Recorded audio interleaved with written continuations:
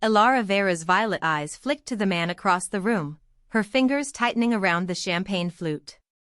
He stood alone, a silhouette against the moonlight pouring through stained glass windows that depicted wolves with human faces. Kale Duskbane's obsidian hair was cropped short, his scar a jagged line bisecting his jaw like a blade. She had heard rumors of him, mercenaries whispered his name in the dark, but seeing him here, at the elite gala where only the most dangerous vampires and shadowwalkers gathered, made her pulse quicken. His tailored suit was too sharp, his posture too still, as if the entire room were a battlefield and he the only soldier. When their eyes met, the air between them crackled. "You're not supposed to be here," she said, her voice a blade wrapped in silk. Kale's lips curved, a smile that didn't reach his eyes. "Neither are you, Elara. But here we are." The words hung between them like a curse. Her heart pounded as she realized he knew her name. Before she could retreat, a waiter spilled wine on his cuff. Kale's gaze snapped to the man, his voice a low growl, "Clean that up, or I'll clean you." The waiter froze. Elara seized the moment, excusing herself with a curt nod to the hostess. As she slipped into the marble corridor, Kale's laughter echoed behind her, rich and dangerous. 2 hours later, she stood in the marble corridor, her heels echoing against the floor as if the walls themselves were judging her. The grand ballroom had long since emptied, leaving only the ghostly hum of the chandeliers. Her breath came shallow, her mind replaying Kale's smirk, the way his voice had dripped with amusement when he said her name. Elara Vera. The name felt like a brand.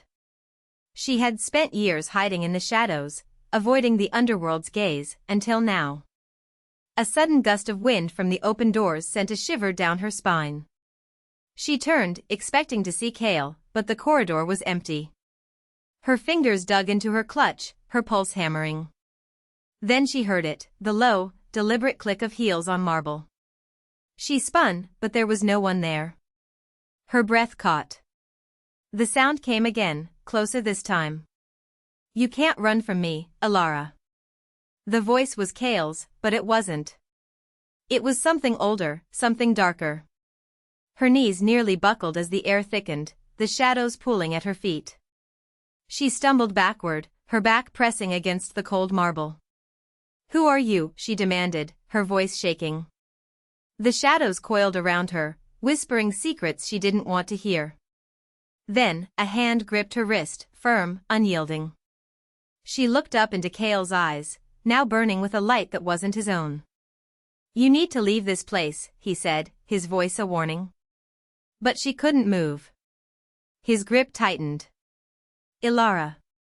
Her name on his lips was a curse and a promise. She broke free and ran, her heart pounding as she fled the gala, her mind screaming his name.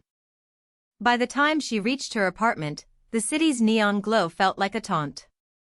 Her key trembled in her hand as she unlocked the door, her breath coming in ragged gasps. Inside, the silence was suffocating.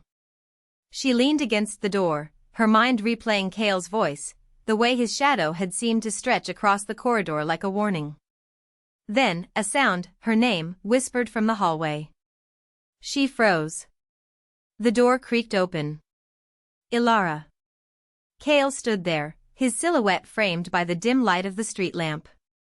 His eyes were sharp, his presence a storm. "You should have stayed at the gala," he said, his voice low.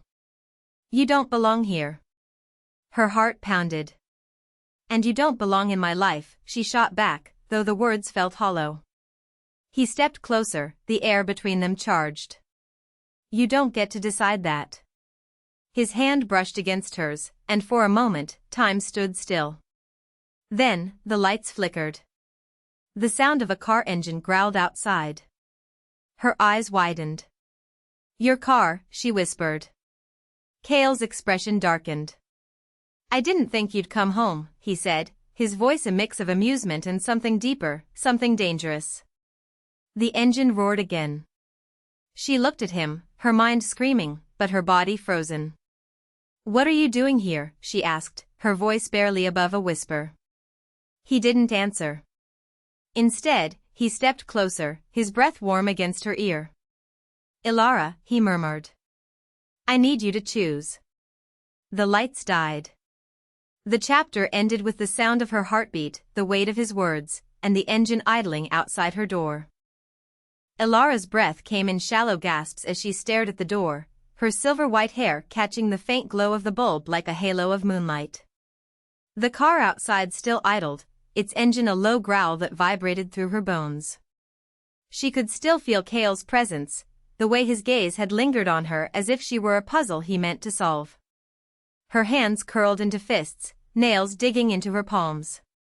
Why does he know where I live? The question echoed in her skull, louder than the blood pounding in her ears. She stepped back, her heels clicking against the floor as she paced, the shadows stretching long across the floorboards. The air smelled of old books and something sharper, something metallic, like the scent of blood. Her gaze flicked to the peephole, then to the hallway mirror. Her reflection stared back, pale and wide-eyed, a stranger trapped in her own body. A sudden gust of wind slammed the door shut, and she froze. The car outside revved, then fell silent. Her heart stuttered. He's still there, she pressed her ear to the door, listening for the sound of footsteps, the creak of a door opening. Nothing. Just the hum of the city outside, muffled by the thick walls. Her fingers trembled as she reached for the door handle again, but a sharp knock made her flinch. Asterisk not him. Not now, asterisk her breath hitched. Who else would be here at this hour? The knock came again, firmer this time. Her pulse quickened. She reached for the phone, but the screen was cracked, unresponsive. A third knock. This time, she heard it, asterisk a voice, low and familiar, just beyond the door, asterisk her stomach dropped. Cale. Ilara's hands trembled as she stared at the key Cale held between his fingers, its cold metal reflecting the flickering light of the chamber's enchanted torches. His presence here, in this forgotten vault beneath the library, felt like a violation, yet her pulse quickened at the way his scarred jaw tightened, as if he, too, wrestled with the weight of this moment. The air hummed with residual magic from the spell that had locked them inside the library hours ago, and now, as if the chamber itself had been waiting, a low groan reverberated through the stone as a hidden door slid open. You shouldn't be here, she whispered, her voice fraying at the edges. Cale's eyes, the color of storm-churned sea, met hers.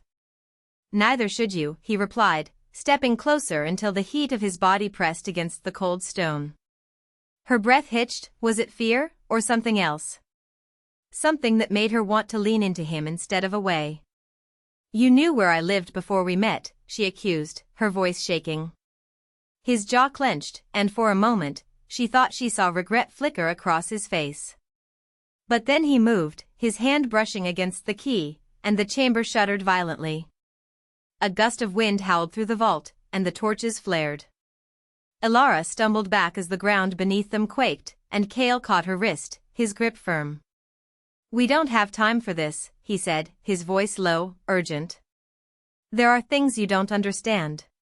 But Ilara didn't want to understand, she wanted to hate him, to scream, to run. Instead, she found herself leaning into his hold, her heart pounding with a need she couldn't name. The chamber's walls groaned again, and the hidden door began to close. Cale, she cried, but he was already pulling her toward the narrowing gap, his hands burning against her skin. Trust me, he said, his voice a plea. And for the first time, she almost did. The hidden chamber's door slammed shut behind them, leaving them stranded in the forest clearing where the trees loomed like silent sentinels. Ilara's breath came in ragged gasps, her body still humming from Cale's touch. The moonlight filtered through the canopy, casting jagged shadows across the forest floor. What the hell was that? She demanded, her voice shaking. Cale turned to her, his expression unreadable. A trap, he said simply. And I'm not letting you fall into it again. Before she could respond, a low growl echoed through the trees. Ilara froze. We're not alone, she whispered. Cale's hand shot to her waist, pulling her behind a gnarled tree trunk. The underbrush rustled, and then, silhouettes emerged, their forms shifting like smoke. Shadow creatures, their eyes glowing with unnatural light. Run, Kale said, but Alara's legs refused to move. His grip tightened, his body pressing against hers, and for a moment, the world narrowed to the heat of his skin against hers. I won't let them hurt you, he murmured, his voice a low rumble. I won't let anyone hurt you. The words should have made her furious, but instead, she felt something else, a flicker of trust, fragile and trembling. Why? She asked, her voice barely above a whisper. Because I want you to live, he said, his eyes dark with something she couldn't name. The creatures moved closer, and Kale's hand found hers, his fingers entwining with hers. Hold on to me, he said. I won't let go. And as the first shadow creature lunged, Alara found herself leaning into him, her heart pounding not with fear, but with a desperate, aching need. Kale, she whispered, her voice trembling. Don't let go. Kale's grip on her hand tightened as they stumbled toward the cliff's edge, the forest below a tangle of darkness and shadow. The assassins were closing in, their movements silent and relentless. Alara's breath came in short gasps, her heart pounding in her chest.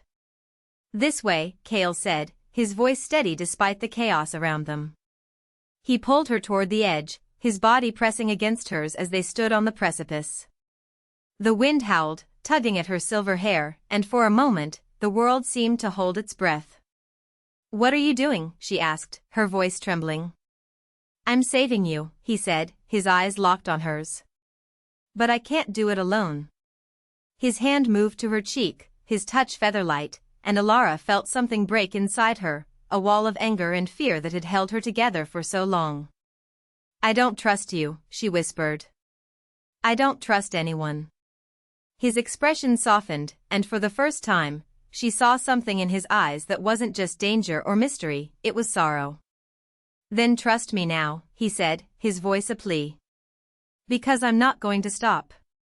The shadow creatures were almost upon them, their glowing eyes reflecting the moonlight. Alara's hand found his, her fingers trembling. Kale, she said, her voice breaking. Don't let go. He kissed her then, quick, desperate, and full of something she couldn't name. The world exploded into chaos as the assassins lunged, and Alara felt herself falling, his hands still holding hers as they tumbled into the abyss. Alara's breath comes in ragged gasps as Kale's fingers burn against her spine, his palm pressing into the small of her back. The assassin's blades gleam in the moonlight, but Kale's body shields her like a living wall. You don't have to run anymore, he murmurs, his voice a velvet blade slicing through her resolve. His lips brush the pulse at her throat, and for a heartbeat, she forgets the daggers at their flanks. I would have saved you sooner, he whispers, if you'd let me. Her nails dig into his arms, torn between the fire of his touch and the ice of his secrets. The assassins advance, their shadows stretching like serpents, but Kale's grip tightens, his scar burning against her skin. I know what you're thinking, he says, his voice low. That I'm the monster. That I cursed your family. Her heart hammers. You're not the monster, she breathes. You're the one who saved me. His laugh is a broken thing, and then the assassins strike. Kale shoves her backward, his body taking the blade meant for her. Blood blooms across his chest, but his eyes hold hers. Run, he rasps. Find the letter. And then he's gone, the wind carrying his blood to the rocks beneath her feet. Alara stumbles, her vision blurring with tears, and in the pocket of his coat, she finds a sealed letter addressed to her. The council chamber's cold stone floors are beneath her feet when she arrives, the letter trembling in her grip. Alara's breath came in shallow gasps as she stumbled through the overgrown ruins, her fingers trembling around the cursed heirloom, the silver pendant that had lain dormant in her mother's grave. The air here was thick with the scent of damp earth and ancient decay, the temple's shattered columns casting jagged shadows that seemed to reach for her. Her mind reeled with Kale's words. The blood of the Vera line is bound to my own, a curse forged in the fires of our first betrayal. She pressed her palm to the cold stone of the temple wall, as if it could anchor her to reality. The pendant pulsed faintly against her chest, a rhythm that matched the frantic beat of her heart. Somewhere in the depths of the ruin, a low groan echoed, like the temple itself was stirring from a long slumber.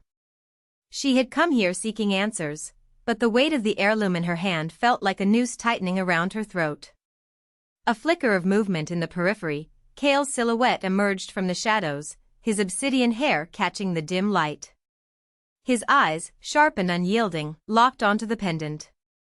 "You shouldn't be here," he said, his voice a blade slicing through the silence. "This place is a tomb, not a sanctuary."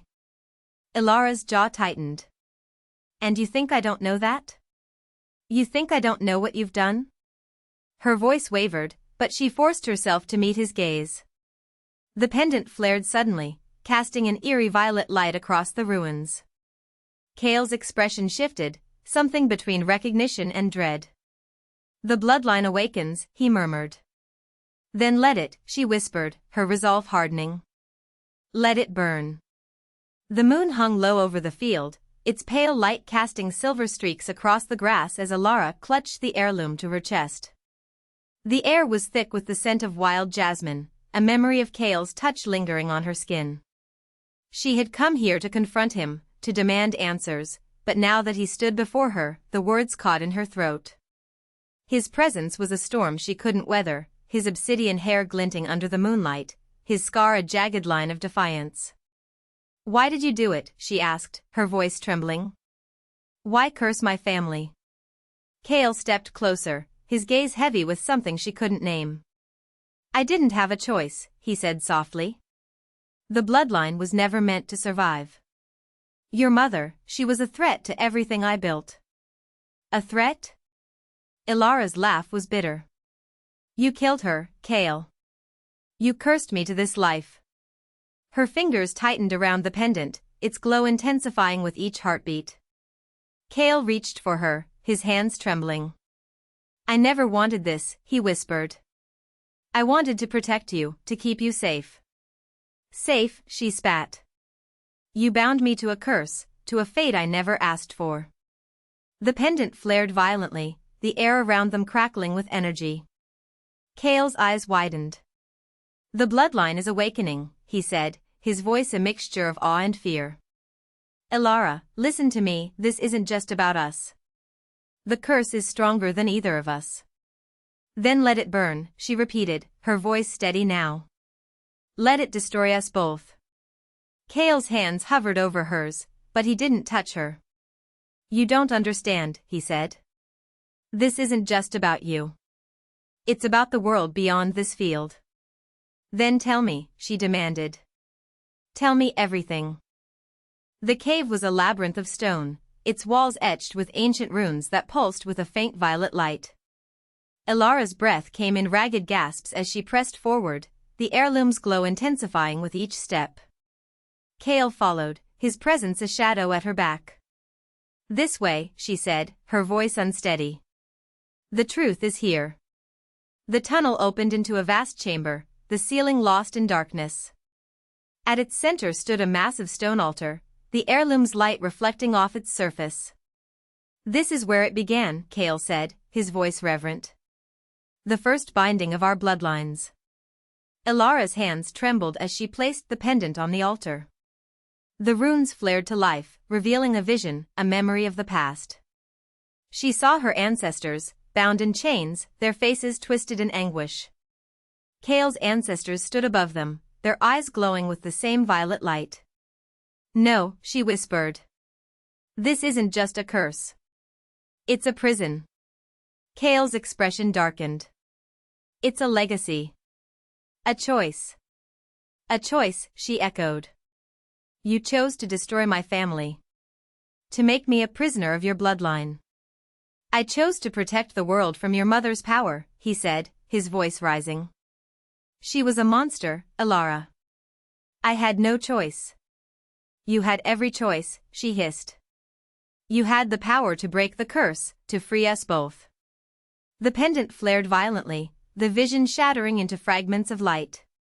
Kale stepped forward, his hands outstretched. "Ilara, listen to me. The curse isn't just between us. It's a force that can't be broken." "Then let it break," she said, her voice resolute. "Let it burn." The cave trembled, the runes flaring with a light that threatened to consume them both. Kale's eyes met hers, and for the first time, there was no fear, only determination. "So be it," he whispered. The pendant's glow exploded, engulfing them in a blinding light. Elara's fingers tightened around the obsidian heirloom, its surface now etched with glowing runes that mirrored the veins of her own hands. Kale's voice was a low rumble beneath her, his breath warm against her ear as he whispered, "You know what this means, don't you?" Her jaw clenched. The curse had bound her family for centuries, a gilded chain that had strangled her mother and left her with this hollow ache in her chest. But now she understood. The heirloom wasn't a relic, it was a key. "You killed her," she hissed, her violet eyes blazing. "You cursed her." Kale's scarred hand rose, cupping her cheek, his touch searing through her defiance. "I saved you," he murmured. "Every time I took you from the flames, every time I hid you in the shadows, I was saving you from this." The heirloom flared, casting their shadows against the cave walls like a grotesque dance. "You're the Shadow Lord," she whispered. "You're the one who bound us." His eyes darkened, the obsidian of his hair blending with the shadows. "And you are the one who will unmake me." The ground trembled. A fissure split the cave floor, jagged and glowing. Elara staggered back, her pulse hammering. "What have you done?" she demanded. Kale stepped forward, his hands outstretched. "I've done what you were born to do, Elara. You're the heir. You're the blood that will end this." The heirloom let out a sharp, metallic scream, and the cave erupted in a storm of light.